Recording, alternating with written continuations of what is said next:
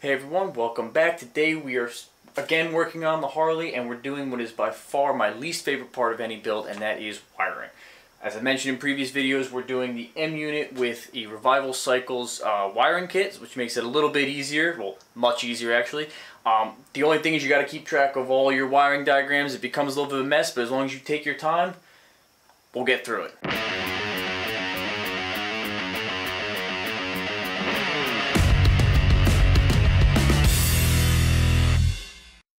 So with the nose cone ignition now wired up, at least temporarily run, the next thing I'm going to be doing is the spark plug wires themselves from the coil to the plug. So the coil, if you remember, used to be up under or over the front cylinder under the gas tank, and because of that, the cables that were on it no longer fit. The short one doesn't actually reach, and the long one is just ridiculously long, and also one has a 90 and one doesn't. So we're going to do new cables, clean it up, as well as make them actually fit.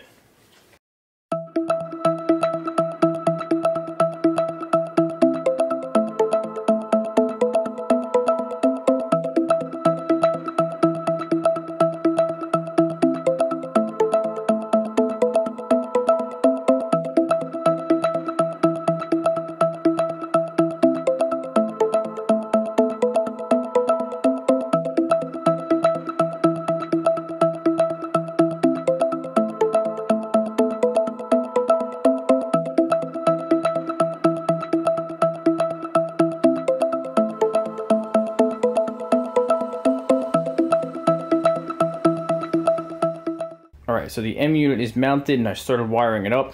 I didn't end up using this bracket. I'm not sure why this was my first thought, because it's not necessary. You got this nice plate here. I ended up just drilling through that and putting nuts on the backside.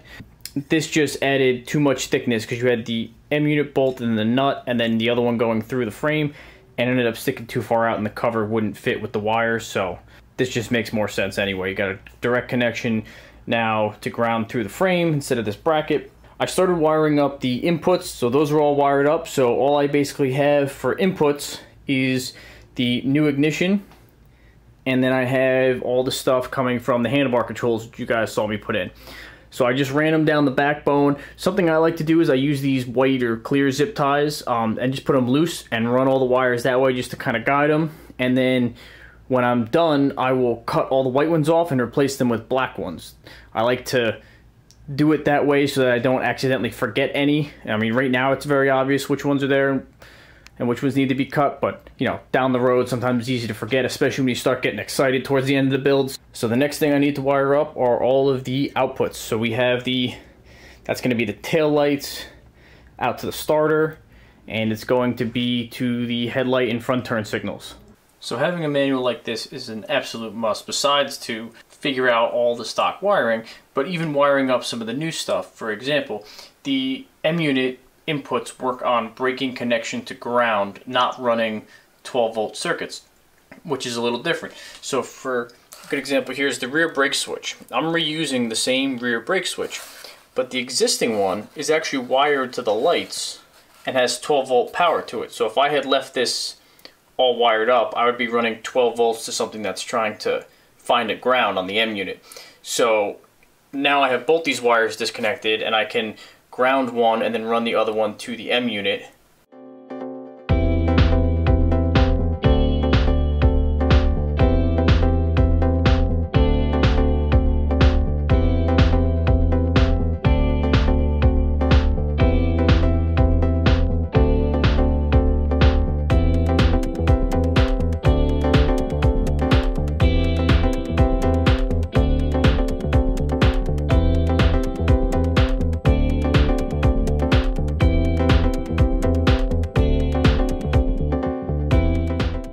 So at this point, I'd say we're about 90% wired with the M-unit. Obviously, tail lights are not there, and there's a few odds and ends here, but I'm at the point where I'm going to start putting the bike a little bit back together, because although I have all this that I would like to tidy up and start to zip tie and put in nice little split loom, I want to make sure that it's all wired correctly. Now, I'm 90% sure that I did it right, but in the chance that, you know, I miss something, or I don't want to have to take it all apart, or I also want to make sure that I don't have any wires routed in places where it's going to pinch where I put the battery box, something like that. I should be good, but I want to make sure before I finalize it. So I'm going to start putting that stuff together, bring some power to the M-unit with the battery in, test the controls, test the lights, see where we're at. If that all checks out, we'll move on cleaning everything up.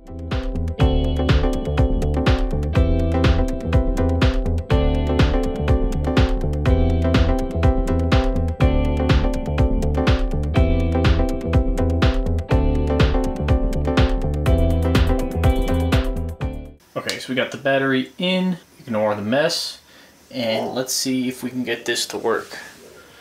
So, I got the fuse holder back here.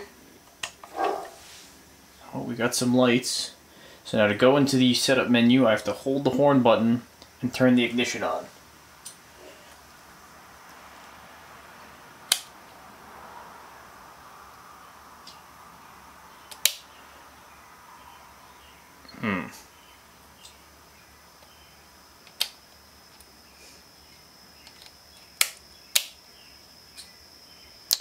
Well, that's not working. Alright, time for some head scratching. Alright, I think I got it figured out. The problem is that everything on the M-unit is a reference to ground, so all the switches are connections to ground, but the lock feature is a connection to power. So I had it grounded, I moved it over to power. That should give us ignition. I think that might cause an issue though with the start function, because I believe since we have the momentary start in this, I think it's going to give 12 volts to the start function, and the M-unit wants a ground connection, so we might have to address that. But for now, let's make sure we can get into the M-unit. Fuse is in, we got our lights. The lights race all the way around. If I turn it off, I hold the horn button while turning the ignition on, it should put me into a menu. Yes, here we go. Okay, so the way this works is, so for every one of these inputs, there's an LED light, and for the outputs, there's an LED light. So the input is what menu you're in, so it's menu 1, 2, 3, 4, 5, all the way down to 12. And on the other side, once you're in, if you're on, you know, menu 1, these are your menu options, A through J, I believe it is. So for that, you go through. Menu 1 is handlebars, menu 2 is rear light control, direction, and so on. So you just got to go through the menu, do one at a time, or go through the manual, do one at a time until you're all squared away. I know that the M-unit is working, and I can go through and test to see if all the other buttons are working. If I only have to replace the start button, that's not the end of the world. We'll cross that bridge when we get there. And so my assumption before was correct. The momentary start, it's trying to put 12 volts to the start, and the M-unit's not looking for that. It's looking for continuity to ground. So I removed that one out and was trying to figure out a different way to wire starter, and then I realized something that I did not realize in the beginning, is that if you have these switch configurations here that you can do with the M-unit, configuration E, the 4-button switch, the starter is a combination of the left indicator and the light simultaneously, and the kill is right indicator and light simultaneously. So I actually don't even need a starter down on the switch at all. I could just use the 4-button switches I already installed up here. So all that being said, I'm glad I did run through everything and make sure it all worked, so the headlight was actually stuck on and I couldn't figure out why. And it turns out that I actually had a short right up at the switch here. So it was actually my fault. I did a bad connection on the backside. The two poles were actually touching when I went to fit them in the hole to fit them in here. So I had to take that off and get that situated. But now it looks like it works pretty good. I don't have anything going. Let's take a look at the final setup here. So turn this on. Locks on, okay. If we were to hit, let's say, the left turn signal, see the input, that's blinking there, and that's blinking up there, excellent.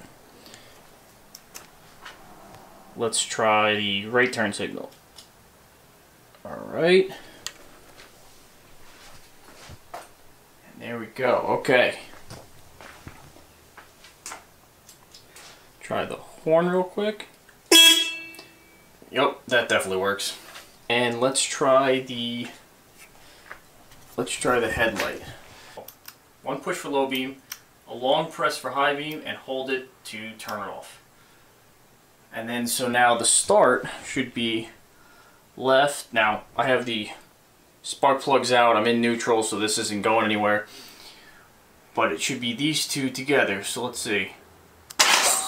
Yep, that did it. So we know that works, and the only way to test the kill is once we get it running, but you know, that's not what we're doing right now. But now I know that these wires are all good, and I can start cleaning up a little bit and finalizing some of the stuff. I still got a few things left to do, like the speedometer, backlight, but that's not as critical as far as I'm concerned.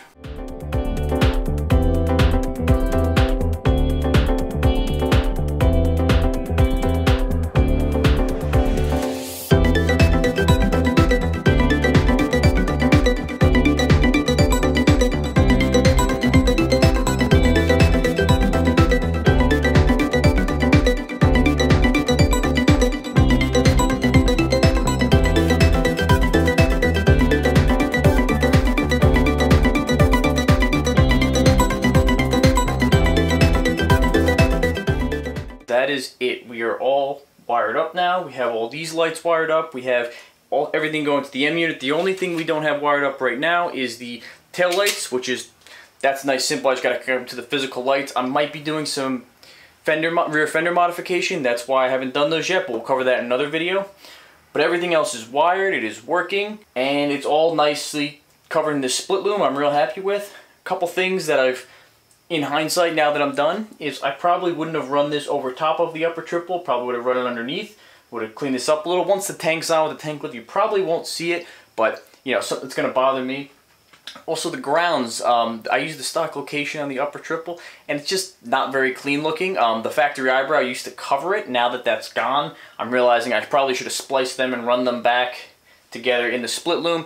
I might do that anyway, but for now, everything's working, and I'm happy about that. So, on to the next part of this build. See you guys next time. Thanks for watching.